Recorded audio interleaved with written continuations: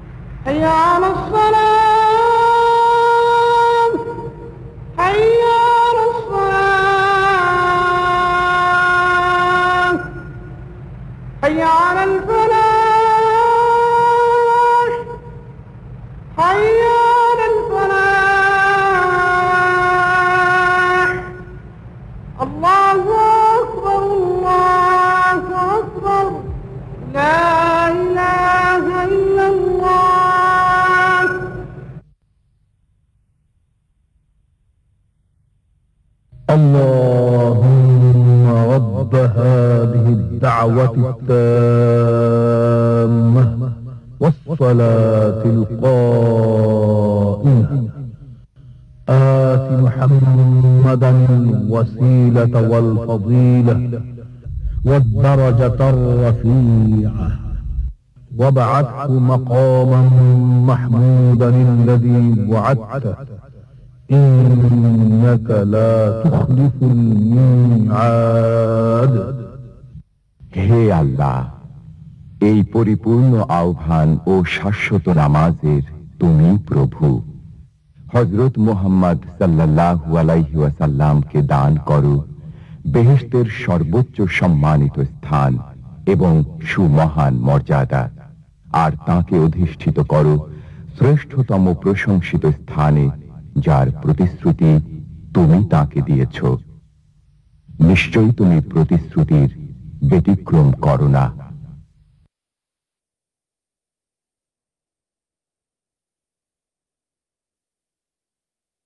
পাত্রের উপরিতলে চাপ, সেটা কত আসছে আমরা দেখি শিক্ষার্থী বন্ধুরা।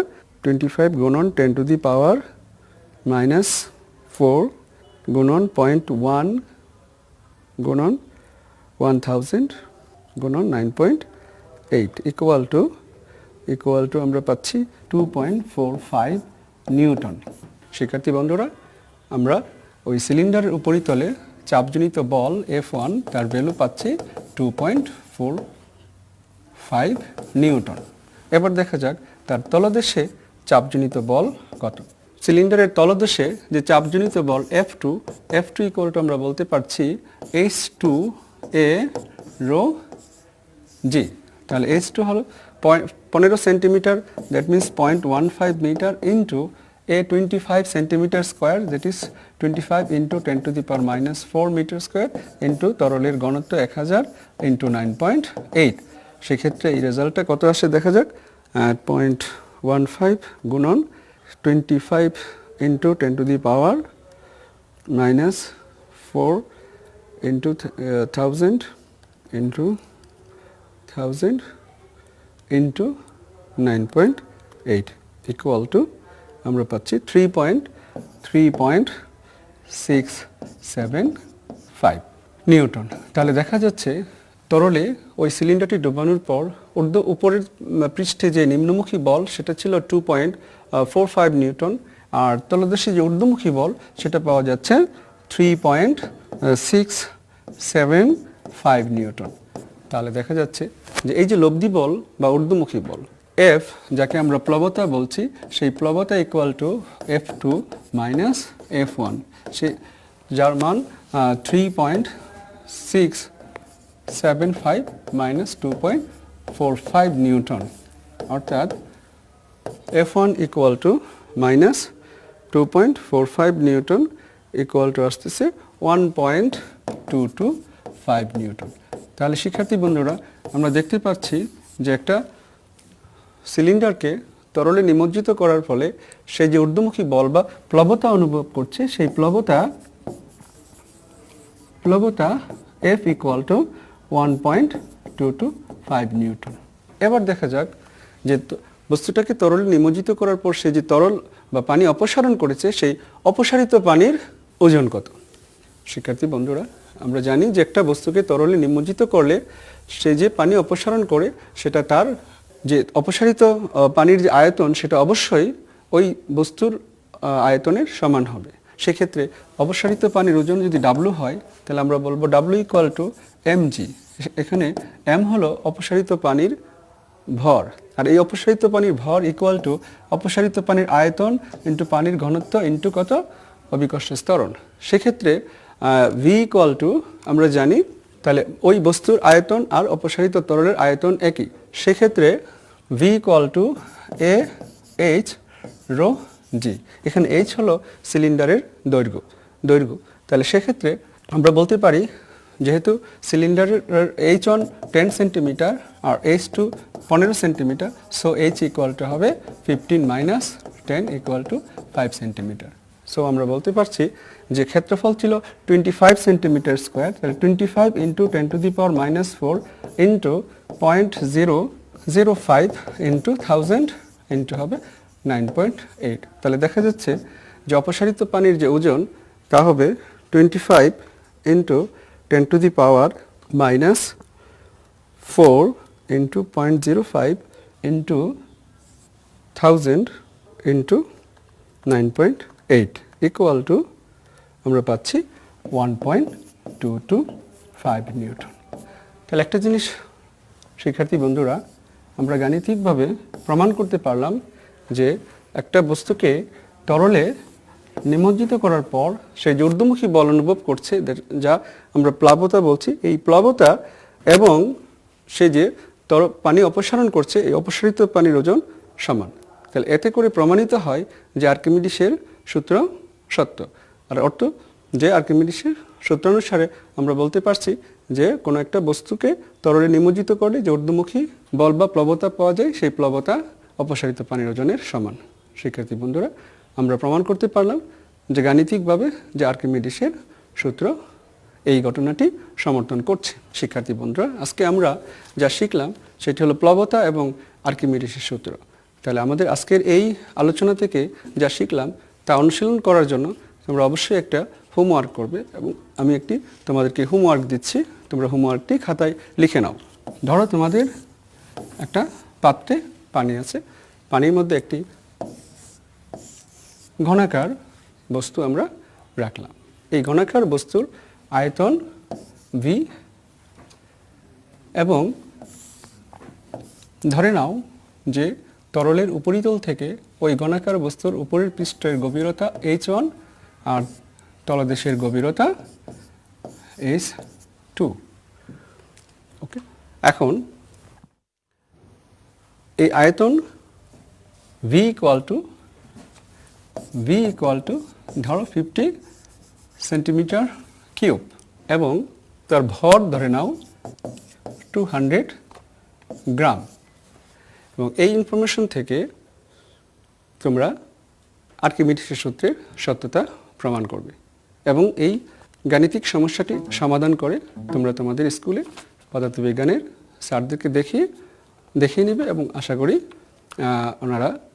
স্যাররা দেখে তোমাদের প্রবলেম সমাধানটি সঠিক মতো হয়েছে কিনা তা যাচাই করে দেবে।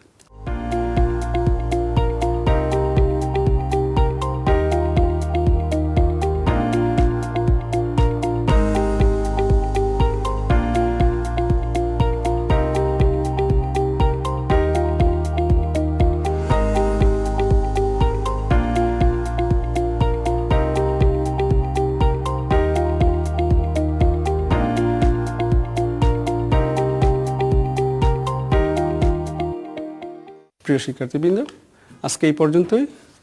হয়তো আগামীতে আমরা আরেকটি টপিকস নিয়ে তোমাদের সামনে হাজির হব।